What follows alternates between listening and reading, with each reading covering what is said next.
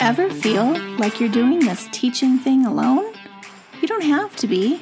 Shared teaching is all about sharing the workload through the power of collaboration and teamwork.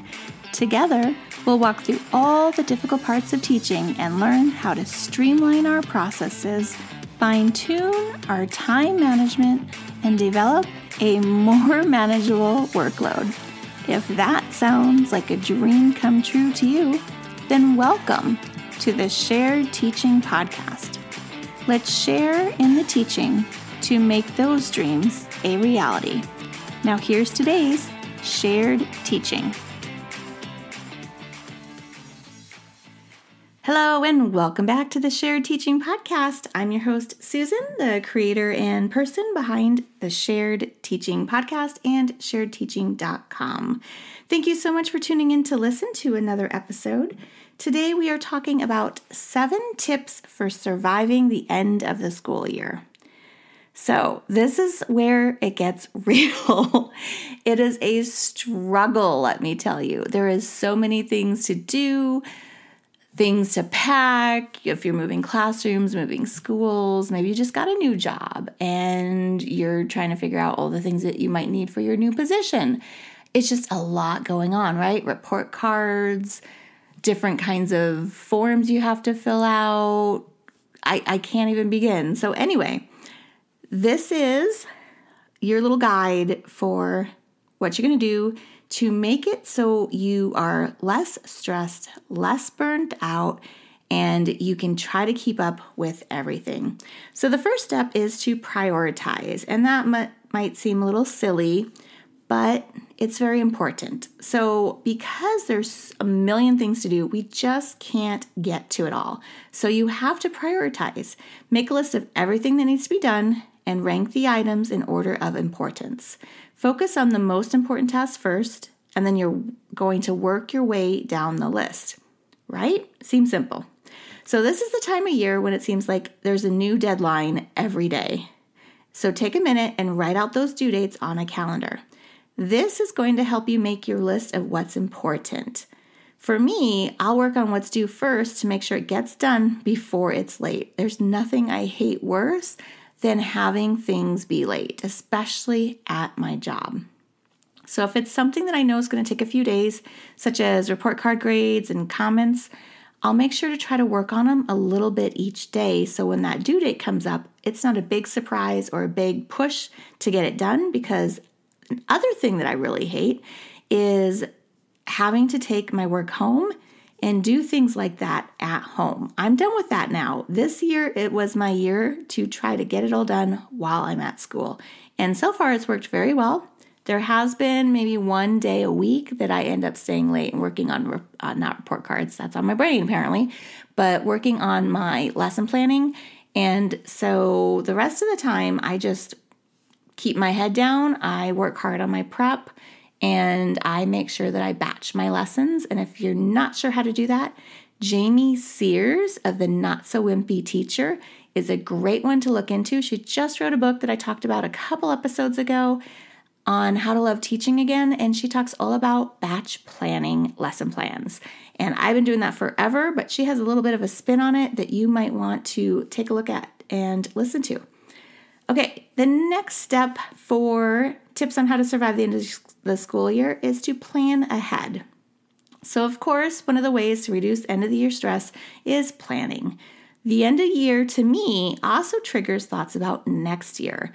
So I'm always thinking about ooh, I could do this with next year's class. Oh, that worked really bad. I'm going to not try to do that lesson. Or, hey, these kids are really struggling still at the end of the year on X, Y, and Z. Maybe I should start in the beginning of the year hitting that strong so I'm not having such a hard time at the end of the year.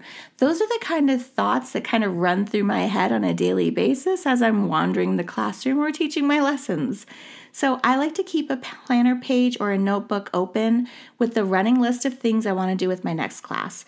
Then when something pops into my head, I can make sure to make a quick note so I don't forget it. Because typically, maybe it's going to pop into my head like in the middle of a math lesson. I'm thinking about how they're storing their manipulatives and what's working well and what's not.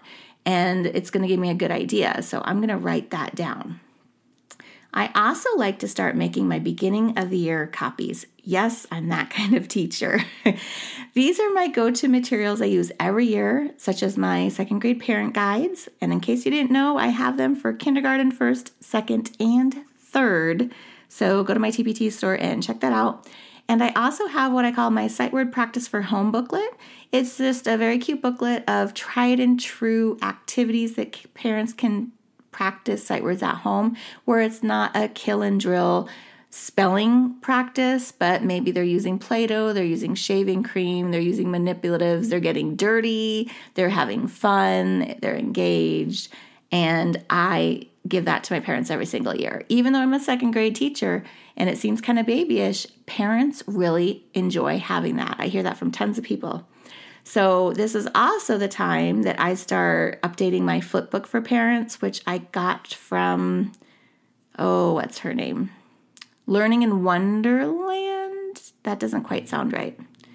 But she has these really cute melon head kids, and on all her stuff. And she does a really cute flip book. If you just go to TPT and search flip book for back to school, you'll see a ton of them. And I think hers might be a photograph with possibly purple and green pages on like Astrobrite paper, but can't go wrong with any of them. So I update that every year. So now I've got another year of teaching under my belt. I can include another year in my teaching experience.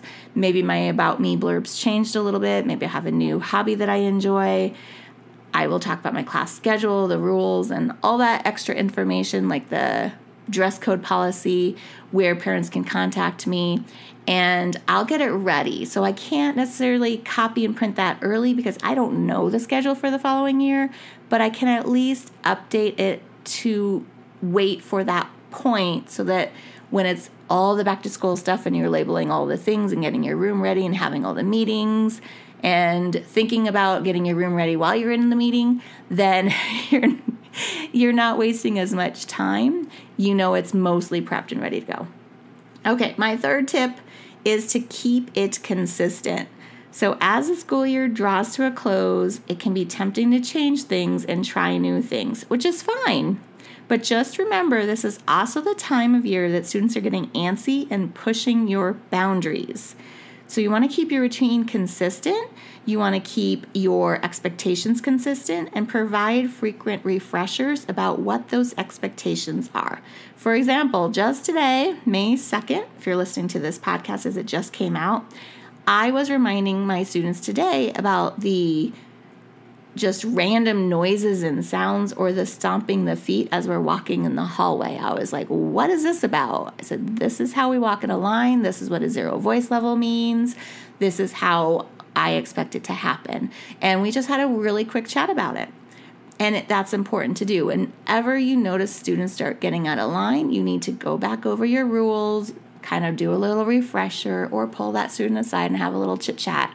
But don't slack off on that at the end of the year, because this is the time where things get a little messy, right? You're not quite always in the same routine. Maybe you threw on a quick movie so you could get some grades done. You're packing up your classroom so half the things are missing, and that's caused them to kind of be a little out of sorts because the room doesn't look the same way it normally does. So just keep that in mind. And just because your routine is staying consistent doesn't mean you can't inject some fun into the day. So feel free to make some fun memories with your class. Not that you need my permission. And if you're finished most of the curriculum, now is the time to supplement it with hands-on activities. So if it's math time, do a fun math activity during your math time. It doesn't mean that you're going to do the math at the end of the day instead of the beginning of the day. You keep that same schedule, but you're plugging in those fun activities kind of as a replacement for when you would do the normal curriculum. So you still have math during math, reading during reading, right? But it's just a little bit extra fun and engaging because now's the time of the year that hopefully they can handle it. And they're looking forward to things like that. So they kind of work harder for you to get that because it's like a reward. At least in my class. Okay, so you're going to take some of those boring worksheets, you're going to turn them into things like 4 corners or maybe a game of Scoot. Maybe you even take the students outside and have them do their reading outside for the day. Like, how fun is that, right? Just something so simple as, hey kids, grab your books today. We're just going to do the reading outside. And then you just find a nice shady spot up against the school building and read if you're allowed. So don't forget to check with your admin on that one.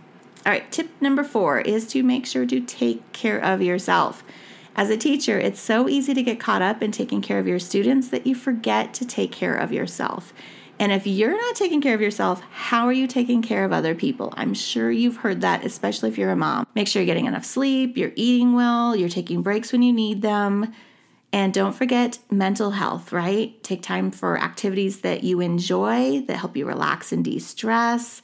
Maybe it's just popping in a fun movie, binge watching something on Netflix, and spending time with your friends and family. All right, tip number 5 is to celebrate achievements. As the school year comes to a close, it's important to take time to celebrate the achievements of your students and yourself. You want to try to boost morale and provide a sense of closure for the school year. So think about holding an end-of-year celebration, such as a class party or a special ceremony to recognize those student achievements. It doesn't have to be big and elaborate. Maybe it's just a few quick words or a nice note you leave with your students to take home on their last day. If you want some more information about end-of-the-year celebrations, I do have a podcast episode, number 22, where I talk about end-of-the-year celebration ideas. All right, next tip, number 6, is to get organized. So the end of the school year is a great time to get organized. You're going to take some time to clean up your classroom and get rid of any unnecessary clutter. Make sure all of your records are up to date and organized. Your file drawers are cleaned out and emptied. Maybe you're scanning your things and becoming digital. And don't forget to make a plan for the next year too. Take time to reflect on what worked well this year and what didn't. And you're going to use that information to make a plan for next year. If you need more help with that, I have a blog post called 6 Reasons to Declutter and Stop Being a Teacher Hoarder. It does not have a podcast episode yet. That is on my plans to record one for this summer. So in the meantime, you're going to have to do the old-fashioned thing where you just go to the blog and read the article. All right, my last tip, number 7, is to stay positive. The end of the year can be very stressful, but it's also time to reflect on the progress that you and your students have made over the past year. Stay focused on the positive, try to maintain a sense of humor and perspective. Remember, summer break is just around the corner. We're almost there and we can make it, I promise. So we all know that surviving the end of the school year can be challenging, but if you do a little planning and organization, it's definitely possible to get there. Besides, it's going to get there one way or the other anyway, right? We all wake up and the next day starts, so we can't really slow down that passage of time. So it's coming for you. So again, 7 tips for surviving the school year. Number 1 was to prioritize. Number 2 was to plan ahead. Number 3 is to keep it consistent. Number 4 is to take care of yourself. Number 5 is to celebrate achievements. Number 6 is to get organized. And number 7 is to stay positive.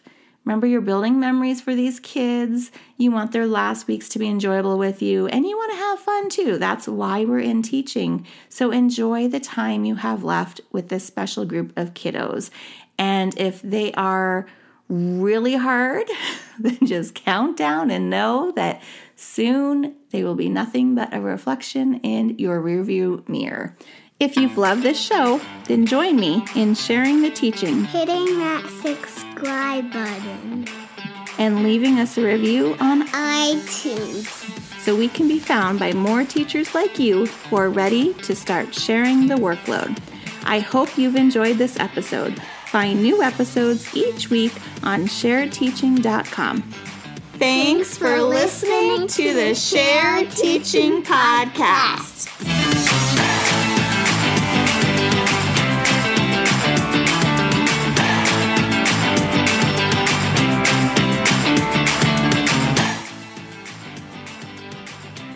You want to make sure to take and put on that air mask before you help anyone else, because if you're passed out on the airplane, how are you helping, right?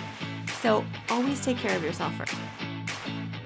Gas mask, air mask, whatever. I don't even know what I'm saying anymore. The oxygen mask. There you go.